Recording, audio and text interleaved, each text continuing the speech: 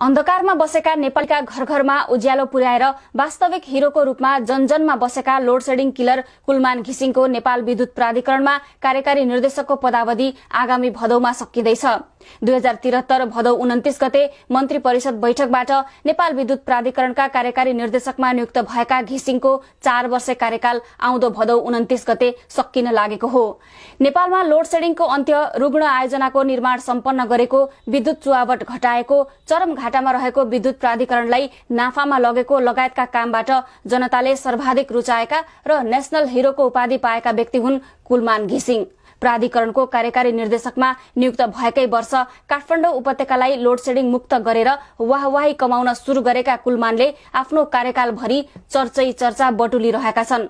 हिउँदमा दैनिक 18 घण्टा र बर्खायाममा समेत दैनिक 8 घण्टा लोडसेडिङको समस्या खेपिरहेको नेपालमा लोडसेडिङको अन्त्य गरिनु कुनै चमत्कार भन्दा कम थिएन। एक किसिमले सम्भव नै छैन होला भन्ने मानसिकतामा पुगिसकेका नेपालीलाई झलमल्ल बिजुली दिन सफल कुलमान लोडसेडिङ किलर बन्न पुगे। अहिले बर्खायाममा बिजुली बेच्ने अवस्थामा नेपाल पुगेको छ। चमेलिया, कुलेखानी, तेस्रो, त्रिशुली 3A लगायतका रुग्ण जलविद्युत आयोजना सम्पन्न गरेका कुलमानले प्रसारण लाइन र सब स्टेशनको निर्माण र मर्मतलाई पनि उत्तिकै प्राथमिकता दिएका थिए। कार्यकाल सम्हाल्दा 9 अर्ब रुपैयाँ घाटामा रहेको प्राधिकरणलाई घिसिङले आर्थिक वर्ष 2075-76 सम्म 9 अर्ब 81 करोड़ 25 लाख रुपैयाँ खुद नाफामा लगेका छन्। आर्थिक वर्ष 2072-73 मा 34 अर्ब 61 करोड़ सञ्चित नोक्सानी रहेको प्राधिकरणले आर्थिक वर्ष 2075-76 मा 15 अर्ब 22 करोड़मा झार्न सफल भएको छ।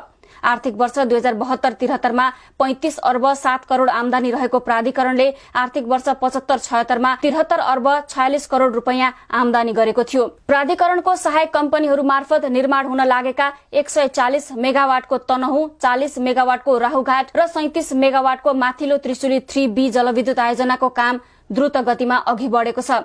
प्राधिकरणको सहायक कम्पनी चिलिमे जलविद्युत कम्पनी अन्तर्गतका 111 मेगावाटको रसुवागढी, 102 मेगावाटको मध्य भोटेकोशी, 42.5 मेगावाटको सान्जेन र 14.8 मेगावाटको माथिल्लो सान्जेन आयोजना छिट्टै निर्माण सम्पन्न हुने अवस्थामा छन्। कुलमानकै कार्यकालमा ढल्केबर 220 केभी सब स्टेशन निर्माण गरी नेपाल भारत बीचको अन्तर्देशीय प्रसारण लाइन मुजफ्फरपुर ढल्केबरलाई 220 केभीमा चालू गरिएको छ। कटैया कुशवा 132 केभी दोस्रो सर्किट र रक्सोल परवानीपुर 132 केभी प्रसारण लाइनहरूको निर्माण सम्पन्न गरी नेपाल र बिहार बीच विद्युत आदान प्रदानको क्षमता विस्तार भएको छ। काठमाडौँ उपत्यकामा जथाभावी रूपमा राखिएको तारलाई अन्डरग्राउन्ड गर्ने काम भइरहेको छ। स्मार्ट मिटरको काम पनि अघि बढेको छ। यस्ता कैयौं कामहरू भइरहेका छन्। यी सबैको सफलताको पछाडि कुलमान खम्बा जसरी उभिएका छन्।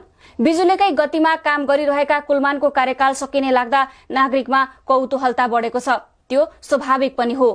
विद्युत खपत बढाउने र अन्तर्देशीय विद्युत व्यापारलाई बढ़ावा दिने योजना सहित अघि बढेका कुलमानको कार्यकाल अर्को महिना सकिने लाग्दा आउँदो नेतृत्वले कसरी अघि बढाउँछ भन्ने जिज्ञासा उठेका छन्। कुलमानलाई सरकारले अर्को कार्यकालको लागि नियुक्त गर्ला कि नगर्ला भन्ने अड्कलबाजी पनि शुरू भएको छ। कुलमान घिसिङलाई अर्को 4 वर्षको लागि कार्यकारी निर्देशकमा पुनः नियुक्ति गर्नको लागि कुनै ऐन नियम बाधक छैनन्। मात्रै विभागीय मन्त्री वर्षमान पुन र प्रधानमन्त्री केपी शर्मा ओलीको निर्णयमा भर पर्नेछ।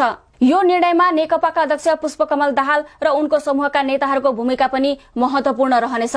विगतमा पूर्व माओवादीबाट प्रतिनिधित्व गर्ने केही माननीयले कुलमानको सेखी झार्नै होला सायद उनीमाथि अनियमितता जस्तो गम्भीर आरोप लगाएका विद्युत छाड्न चेतावनी नै दिएका थिए। प्रमाण बिनाको चेतावनी ती माननीयले कहाँ कतै पुष्टि गर्न सकेनन्। त्यसैले माननीयको आरोपबाट न कुलमान विचलित भए, न सरकार न सत्तारूढ दल नै कुलमानमाथि शंका गर्यो। तर अहिले परिस्थिति फेरिएको छ। पार्टीमा जुहारी चलिरहेको छ। आफ्नै पार्टी भित्रको अन्तर्विरोध अन्त्य गर्न हम्मे परेको ओली र उनको सरकारले कुलमान घिसिङको विषयमा कसरी निर्णय लिने हो त्यो भने हेर्न बाँकी छ। जनस्तरबाट रुचाइएका र भाषण होइन काम गरेरै देखाइसकेका कुलमानलाई कम्तीमा उनले बनाएका भावी योजना पूरा गर्नका लागि भए पनि पुनः नियुक्त गरिए यो सरकारले हाम्रालाई भन्दा पनि राम्रालाई छान्यो है भन्ने सन्देश जनतामा जाने थियो कि